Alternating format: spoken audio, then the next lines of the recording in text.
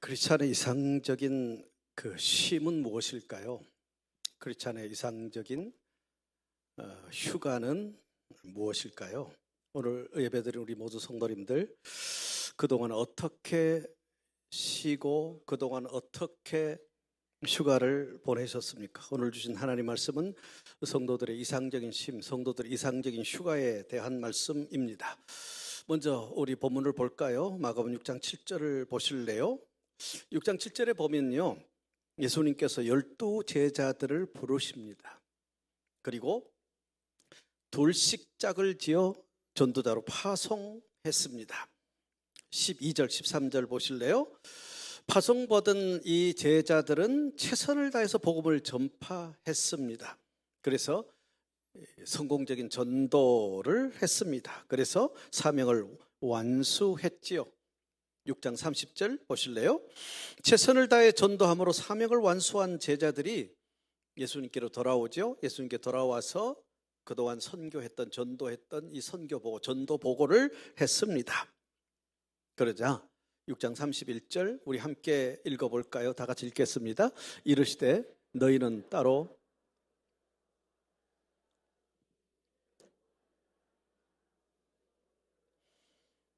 예수님은 제자들의 선교보고를 들으시고 그동안 고생했으니, 그래서 피곤하고 지쳤으니 한적한 곳에 가서 잠깐 쉬라고 했습니다. 예수님은 이 복음 운동으로 인해서 지친 이 피곤한 제자들에게 조용한 곳으로 가서 휴식을 취하면서 영과 육을 새롭게 조율하고 재충전하라고 하신 말씀입니다. 오늘 예배드린 우리 성도님들, 여름에 잠깐이지만 충분한 휴식을 통해서 영과 육을 재조율하고 재충전한 그런 시간을 갖는 우리 성도님들 되시기를 바랍니다. 그래야 에너지를 재충전을 하게 되어지고, 그래서 활력 있는 삶을 살게 되어지고, 활력 있는 신앙생활도 하게 되어지고, 활력 있는 사역과 전도도 할 수 있게 되어지기 때문입니다. 이 들쥐들이 있죠. 이 들쥐들이 한꺼번에 수십만 마리씩 연쇄투신 자살하는 것을 레밍 현상이라고 합니다. 이 레밍 현상은 한정된 지역에서 밀집 현상이 일어나면 스트레스가 뇌분비 반응을 일으켜 집단 자살을 하게 된다는 것입니다. 스트레스는 그만큼 위험하고 무서운 것임을 보여준 것입니다. 현대의학에서도 만병의 원인이 스트레스라고 발표했습니다. 요즘 스트레스 지수가 극에 달하고 있죠. 코로나19를 통해서 전 국민들이, 전 세계 80억 인구가 전부 그럴 거예요. 스트레스가 극에 달해 있는데, 이 스트레스로 인해서 폭력적이거나 자학적인 일들이 수없이 지구촌에서 일어나고 있습니다. 뿐만 아니라 스트레스 건망증이 늘어나고 있다고 합니다. 확실히 알고 있는 내 전화번호가 갑자기 생각이 나지 않아요. 이게 스트레스 현상이에요. 쉬운 구구단 3호는 15가 갑자기 몇인지 생각이 나지 않아요. 이게 스트레스로 인한 것이래요. 자신도 모르게 시계를 풀어서 설탕가루에 넣거나 스마트폰을 냉장고 속에 넣어둔다든지 TV를 보다가 리모컨이 어디에 두었는지 생각이 나지 않습니다. 한참 하다 보니까 리모컨이 화장실에 있는데 언제 그곳에 두었는지 생각이 나지 않습니다. 이것이 다 스트레스에 의한 현상이라는 것입니다. 그리고 매사에 무기력해집니다. 의욕이 없습니다. 피곤하고 권태가 옵니다. 이런 현상이 일어나면 스트레스를 받고 있다는 것이죠. 그런데 이런 스트레스를 풀지 않으면 마음도 육체도 큰 병에 들게 된다고 합니다. 스트레스를 풀지 않아서 스트레스로 인한 영육의 병이 들게 되어지면 신앙생활도 할 수 없게 되어지고, 사역도 할 수 없게 되어지고, 공부도, 직장생활도, 사업도, 가정일도 할 수 없게 되어집니다. 그러므로 한적한 곳에 가서 잠깐 쉬어라. 이 여름에 잘 쉬는, 우리 성도님들 되시기를 축복합니다. 첫 번째, 열심히 일한 후에 쉬어야 합니다. 그냥 쉬는 것이 아니고 열심히 일한 후에 쉬어야 됩니다. 오늘 마가복음 6장 31절을 보실래요? 하반절에 보면 오고 가는 사람들이 많아 음식 먹을 겨를도 없었다고 했죠. 예수님과 제자들은 복음운동을 하면서 밥 먹을 시간조차 없을 만큼 아주 열심히 일을 했습니다. 열심히 일하는 사람은 쉬어야 합니다. 그런데 놀다가 쉬는 것은 쉬는 것이 아닙니다. 그러나 여러분들이 전반기 6개월 동안 죽도록 일했다면 잠깐 쉬십시오. 하나님도 6일 동안 열심히 일하시고 7째 날에는 쉬셨습니다. 쉼은 열심히 일하는 자에게 주어지는 하나님의 선물입니다. 그러기에 쉬지 않고 계속 일만 하는 것은 하나님의 뜻을 어기는 것이 되어집니다. 그리고 그 결과도 좋지 않습니다. 스트레스로 인한 온갖 질병에 노출되어 버리기 때문입니다. 그러므로 첫 번째, 열심히 일한 후에는 쉬어야 합니다. 우리가 잘 아는 그 광고 문구 중에도 열심히 일한 당신은 떠나라고 하지 않았습니까? 쉬십시오. 두 번째, 한적한 곳에 쉬어야 됩니다. 쉬되 한적한 곳에서 쉬라고 하셨습니다. 마가복음 6장 31절에 예수님은 제자들에게 이렇게 말씀하시죠. 한적한 곳에 가서 쉬어라고 말씀해 주고 있습니다. 이 한적한 곳이라는 것은요, 외롭고 적막한 광야를 의미하는데, 이 말은 누구의 간섭이나 방해를 받지 않는 조용한 곳을 의미합니다. 쉬되 이런 장소를 선정해서 쉬라는 것입니다. 쉬기 위해서 가고 싶은 곳이 있다면 그곳에 가서 놀기도 하고 놀기도 하지만은 또 하나는 놀면서도 누구의 간섭이나 지시나 방해를 받지 않는 한적한 곳을 정해 놓고 그곳에 독거하며 침묵하는 미학을 즐기라는 것입니다. 이제 엔데믹이 되어서 많은 사람들이 해외여행을 떠난다고 해요. 지난번 연휴 때 보니까 인천공항이 아주 북적였다고 합니다. 피곤한 몸과 지친 몸을 리프레시하기 위해서 이 지친 마음 그리고 이 피곤한 몸을 끌고 비행기에 오르죠. 몇 시간 아니면 십수시간씩 좁은 그 이코노미에 자신을 구겨놓고 몇 시간씩 십수시간씩 멀리 날아갑니다. 근데 그곳에 가면 시차도 맞지 않죠. 음식도 잘 안 맞죠. 기후도 문화도 언어도 맞지 않는 곳에서 중노동하듯이 돌아다니다 보면 피곤한 몸과 그리고 지친 마음, 찌들어버린 몸과 마음이 새로워질까요? 새로운 힘을 얻게 될까요? 그런 여행은 갔다 와도 문제가 됩니다. 여행 후에 다시 일을 시작하려고 하는데 더 힘듭니다. 더 괴롭습니다. 몸과 마음이 더 지치고 더 피곤해지고 더 찌들어버립니다. 더 큰 스트레스에 시달리게 되어집니다. 그러므로 예수님이 하신 말씀 기억하세요. 한적한 곳에 가서 쉬어라. 몸과 마음을 더 지치게 하는 여행이 아니라 몸과 마음이 리프레시 되는 그런 한적한 곳에서 쉬어야 한다는 것입니다. 세 번째, 창조적인 쉼이 되어야 합니다. 이 여가를 뜻하는 단어 레저는요, 그리스어인 스콜레에서 나온 말입니다. 이 스콜레에서 영어의 스쿨이 유래되었습니다. 그러니까 진정한 여가, 진정한 레저는 스쿨, 즉 배움의 시간이 되어야 한다는 것입니다. 많은 일로 스트레스로 지친 몸과 마음을 쉼을 통해서 새로워지고 그리고 재충전하는 것은 즐거운 일입니다. 그러나 놀기 위한 쉼은 다시 일하기 위한 자리로 돌아가지 못하게 하는 역기능이 있다는 것입니다. 놀다가 더 피곤해지고, 놀다가 몸이 더 상하고, 놀다가 더 스트레스를 받고, 그래서 놀다가 가로사했다는 말도 있지 않습니까? 놀이가 창조적인 아주 성경적인 쉼이 되지 못했기 때문이라는 것이죠. 그러므로 휴가 쉼은요, 창조적인 쉼, 성경적인 쉼이 되어야 한다는 것입니다.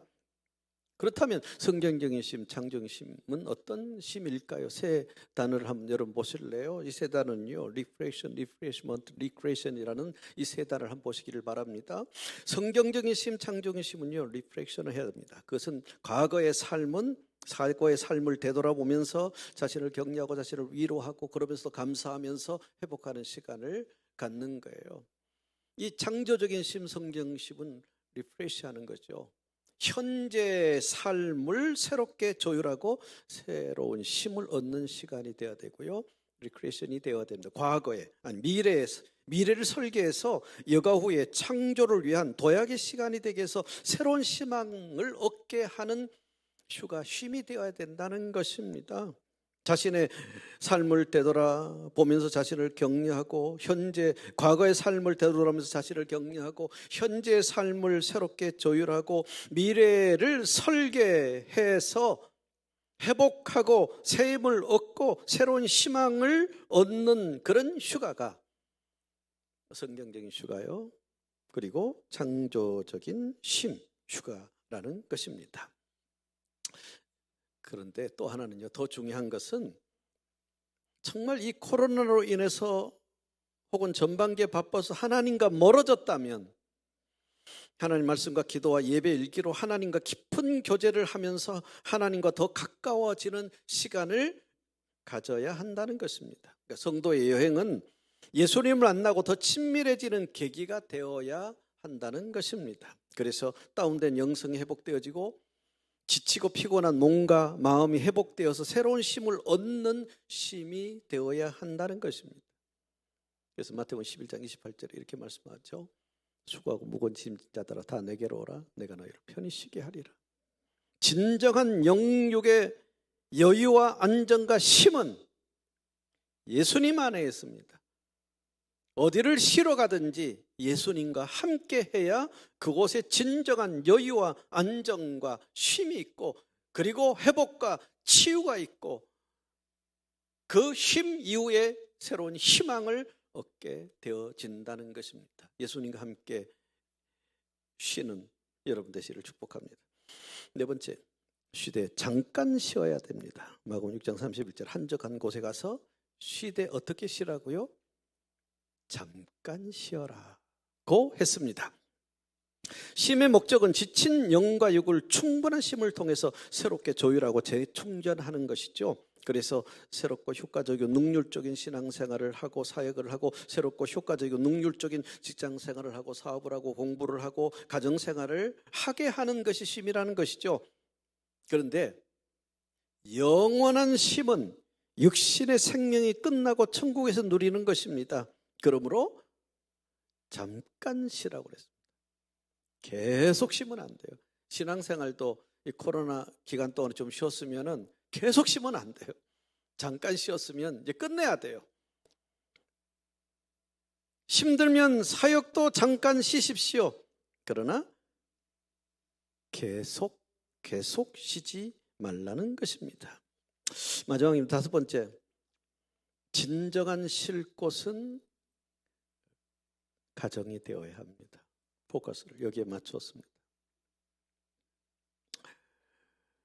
강화도에 있는 교회는 새로운 형태의 교회가 시작되고 있는 것입니다.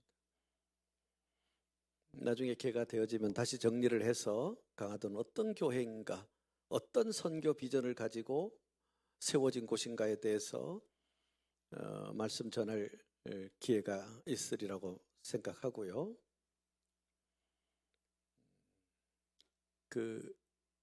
강화도에 7가지 플랜이 있어요.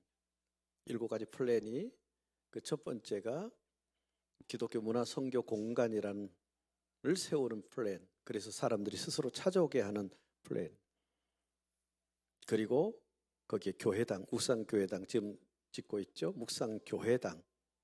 묵상교회당과 묵상길과 그리고 소아시 7개라는 테마 교회당, 묵상교회당, 그리고 거기에 숲정원이 들어가는 플랜이 있고요. 그리고 세 번째가 원데이 클래스라는 치유 콘서트라는 여러 다양한 콘텐츠에 의한 그 치유 콘서트라는 세 번째 플랜이, 네 번째 플랜이 NGO스를 통한 이웃을 돕는 플랜이 있고, 다섯 번째 플랜이 가정 공간을 세우는 플랜, 다섯 번째, 일곱 번째가 있지만 다섯 번째가 가정을 제3의 공간으로 세우는 플랜이 있어요. 가정을 성도님들 제3의 공간으로 세워야 합니다. 이 미셀 푸코라는 사람이요, 삶에 지친 정서적인 문제가 있는 현대인들에게는 헤테로토피아가 필요하다 그랬어요. 다른 공간이 필요하다.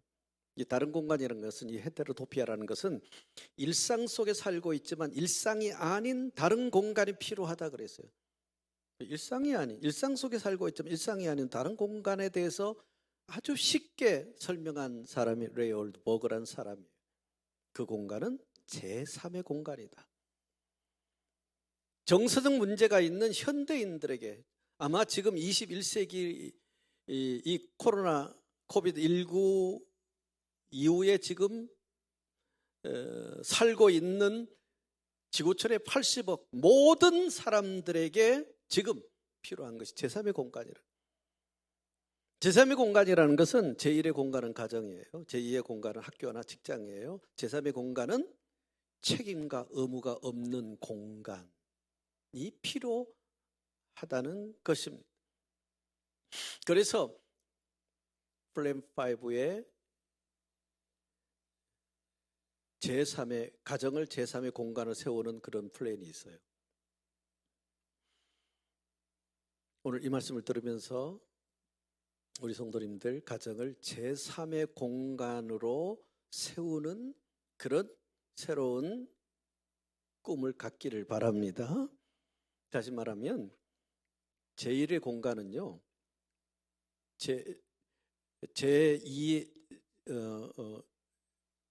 제1의 공간, 제2의 공간인데, 제1의 공간이라는 것은 집이라고 그랬죠. 근데 집에서도 책임과 의무가 다 있어요.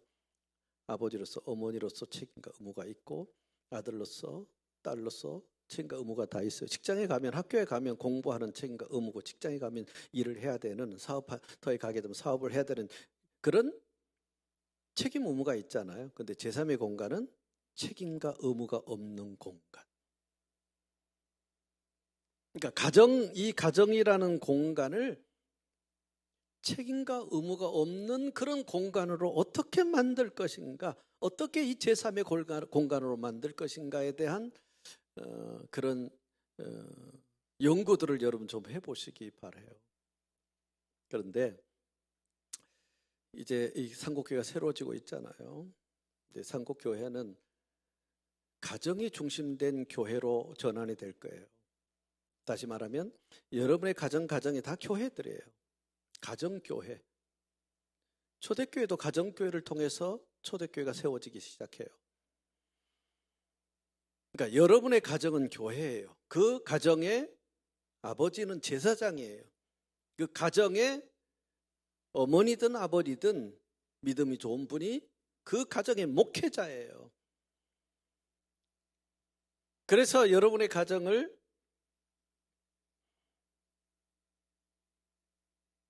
하나님께서 원하시는 이상적인 가정교회를 세워 가도록 지금 이제 가정예배를 새롭게 시작하잖아요. 그런 이상적인 가정교회들이 10군데, 100군데, 1000군데가 이렇게 모여서 상국교회라는 공동체가 세워지는 거예요. 그러니까 앞으로 늦으면 어떤 변화와 개혁이 지금 지구촌에 있는 모든 교회들의 이 코비드19 이후에 대안을 찾아야 되는데 어떤 변화가 늦어지면 회복할 수가 없어요.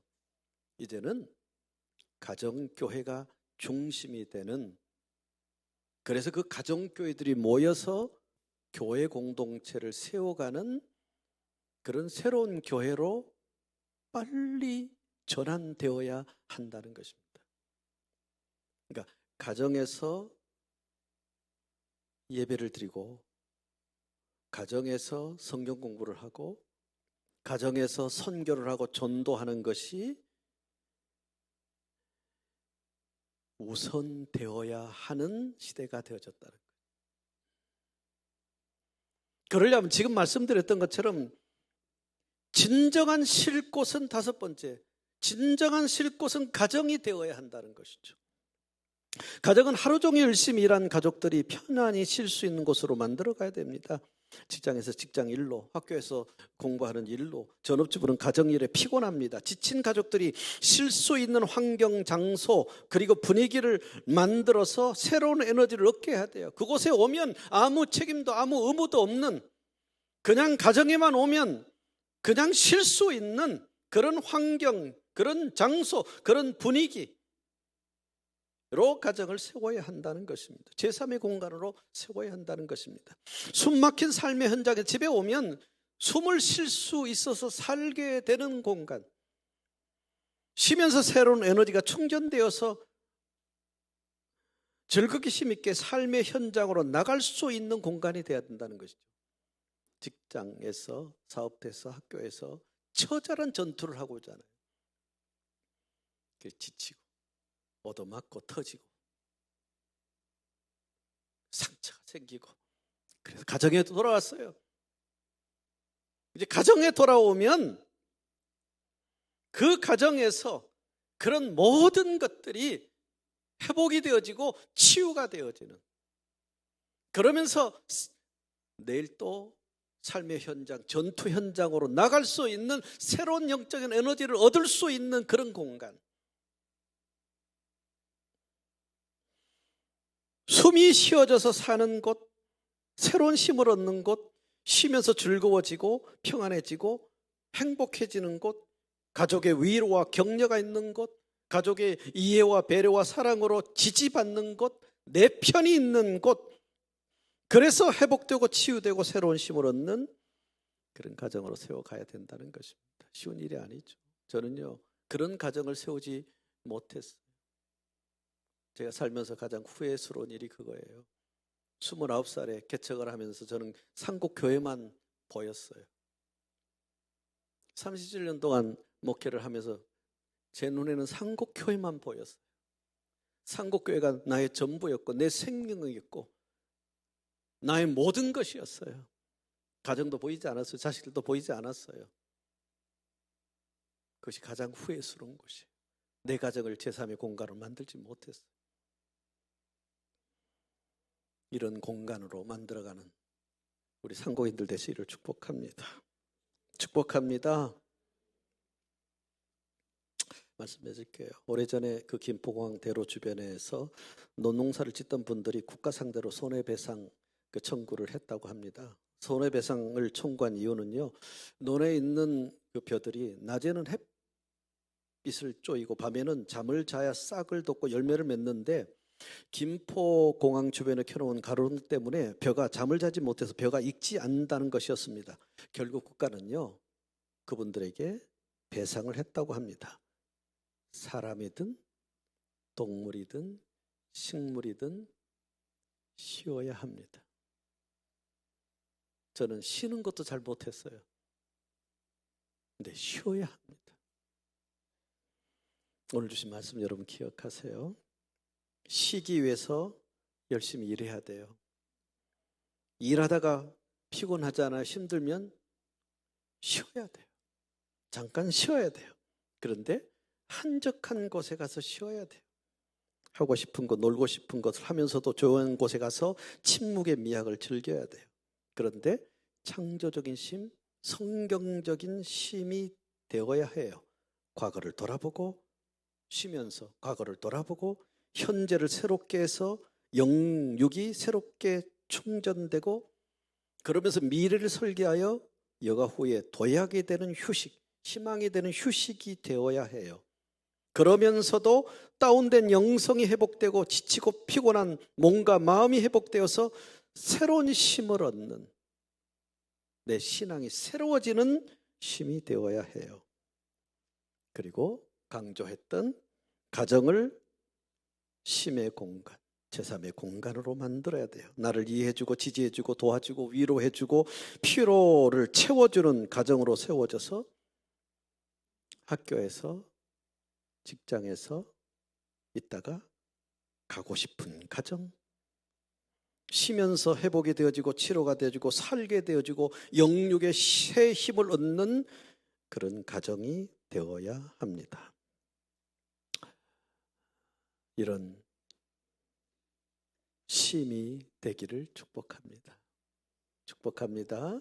여름철에 잘 쉬고 이렇게 회복되기를 다시 한번 축복합니다. 기도하겠습니다. 주님 감사합니다. 모든 상고인들이 쉬기 위해서 열심히 일하다 피곤하고 힘들 때는 한적한 곳에 가서 쉴 수 있는 은혜를 주시옵소서. 창조적인 쉼을 통해서 과거를 돌아보고 현재를 새롭게 하여 영육을 재충전하고 미래를 설계해서 여가 후에 도약이 되는 희망이 되는 그런 은혜를 주시옵소서. 특별히 가정을 진정한 쉼의 공간으로 세워가도록 도와주시옵소서. 한 주간도 진정한 마음의 여유와 안정과 회복과 치료해 주시는 예수님 안에 머물다가 이런 은혜를 경험하게 해주옵소서. 예수님 이름으로 기도합니다. 아멘. 이 시간 다 같이 일어나셔서 함께 찬양하도록 하겠습니다.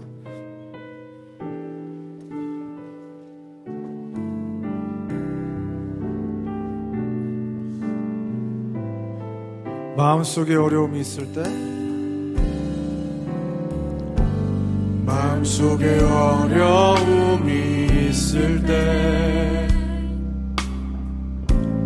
마음속에 어려움이 있을 때, 마음속에 어려움이 있을 때, 주님 내게 먼저 오사 만지고 주님 앞에 나올 수 없을 때, 주님 앞에 나올 수 없을 때, 주님 앞에 나올 수 없을 때, 주님 날 먼저 안으시네. 그럼에도 불구하고 날 사랑하시는 내 하나님의 사랑은 나의 모든 걸 덮고, 그럼에도 불구하고 날 알아주시는 내 하나님을 부를 때 아버지라는 마음속에 어려움이 있을 때, 어려움이 있을 때, 마음속에 어려움이 있을 때, 마음속에 어려움이 있을 때, 주님 내게 먼저 오사 내 맘을 만지고 주님 앞에 나올 수 없을 때, 주님 앞에 나올 수 없을 때, 주님 앞에 나올 수 없을 때, 주님 날 먼저 그럼에도 불구하고, 그럼에도 불구하고 날 사랑하시는 내 하나님의 사랑은 나의 모든 걸 덮고, 그럼에도 불구하고 채워주시는 내 하나님을 부를 때 아버지라 내게로 나오라. 내게로 나오라. 영원히 영원히 목마름 전혀 없으니 내게로 나오라. 가까이 가까이 생수의 근원 대신 주께 내게로 나오라. 영원히 영원히 목마름 전혀 없으니 내게로 나오라.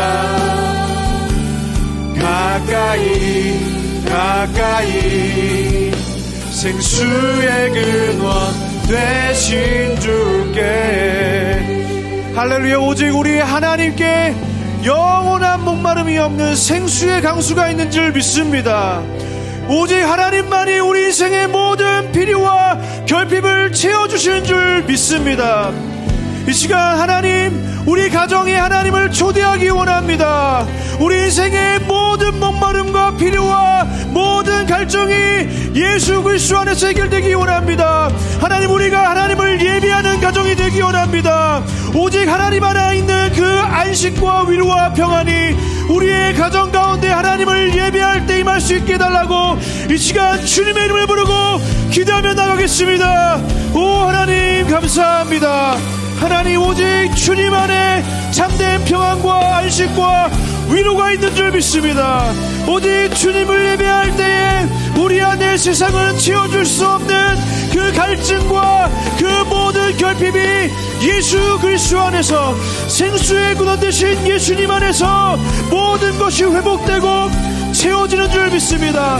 하나님, 그 하나님의 우리 인생의 일상의 영역에, 우리의 삶의 자리에, 우리의 삶의 초소에, 하나님 우리의 가정 가운데에 하나님을 모시고 하나님을 초청하고 하나님을 초대하고 그곳에서 우리가 하나님을 예배하기 원합니다. 하나님, 그곳에서 하나님을 신앙하기 원합니다.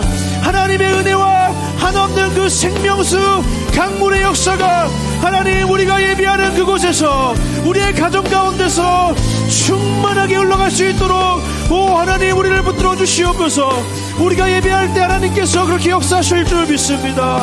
하나님, 세상이 없는 하나님 그 참된 평화와 위로가 우리 가운데 있을 줄 믿사오니 하나님, 우리가 예배하며 하나님 우리 인생 가운데 보실 때 그 하나님의 역사를 허락하여 주시옵소서. 내게로 나오라. 영원히 영원히 목마름 전혀 없으니 내게로 나오라. 가까이 가까이 생수의 근원 대신 주께 내게로 나오라. 영원히 영원히 목마름 전혀 없으니 내게로 나오라.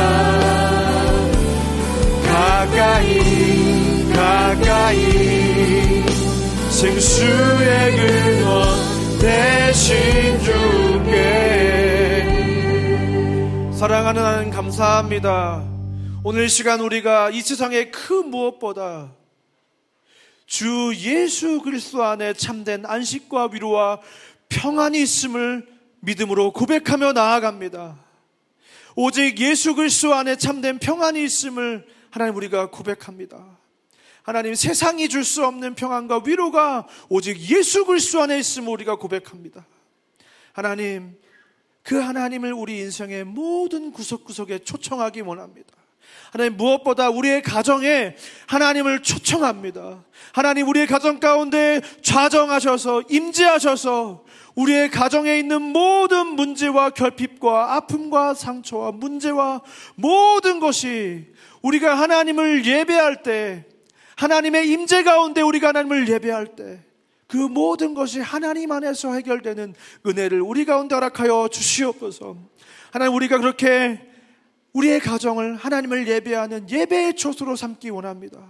하나님, 우리를 제사장으로 부르셔서, 가정의 제사장으로 부르셔서 우리의 자녀들에게 하나님이 무엇인지, 하나님의 나라가 무엇인지 전달하는 축복의 통로로 우리를 세우셨으니, 하나님, 우리에게 지혜와 능력과 힘을 더하셔서 우리를 통해서 그 하나님의 사랑이, 그 하나님의 성품이, 그 하나님의 능력이 우리의 자녀들에게 흘러나갈 수 있도록 하나님, 우리 가운데 은혜를 허락하여 주시옵소서.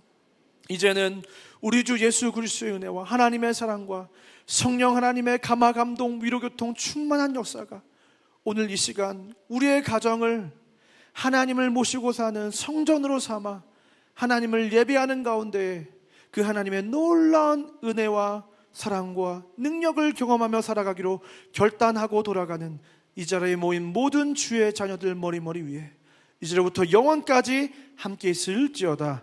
아멘.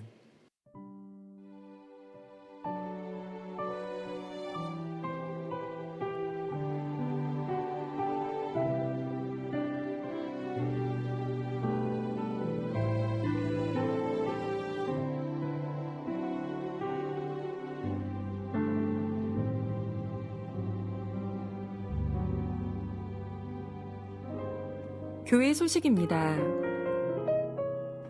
상국교회에 새로 오신 분들을 환영합니다. 예배 후에 앞마당 새가족 부스로 교회 안내를 받으실 수 있습니다. 새가족 교육은 매주 10시 10분 바이블홀에서 진행됩니다. 예배 일기를 통해 날마다 하나님과 동행하여 예배의 참 기쁨과 능력을 누리며 살아가시기를 축복합니다. 상곡교회 온가족 가정예배 프로젝트가 6월 13일 월요일부터 매일 가정예배지가 제공됩니다. 가정예배를 통해 많은 은혜 누리시길 바랍니다. 우먼스데이 여성의 날 안내입니다. 6월 15일 수요 전도 모임 후 식사가 제공됩니다. 많은 참석 바랍니다. 2022 상곡 해피박스 프로젝트가 오늘 접수로 마감됩니다. 태신자에게 택배를 통해 예수님의 사랑을 전하며 마지막까지 성도님들의 많은 관심과 동참 바랍니다. 수요 CPR 새벽기도회, 헐몬의 이슬기도회, TGIF 온가족 축복기도회에 많은 참석 바랍니다. QR코드를 이용하여 보다 간편하게 헌금하실 수 있는 하나은행 온라인 헌금이 개설되었습니다. 교회 소식과 예배 안내를 보다 쉽게 확인하실 수 있는 카톡 플러스 친구가 개설되었습니다. 많은 이용 바랍니다. 온라인 헌금 시 화면을 참고하셔서 헌금의 종류와 헌금자를 정확히 기록해 주시기 바랍니다. 이상으로 교회 소식을 마치겠습니다. 한 주간도 하나님의 은혜와 안정과 평강이 임하시기를 기도합니다.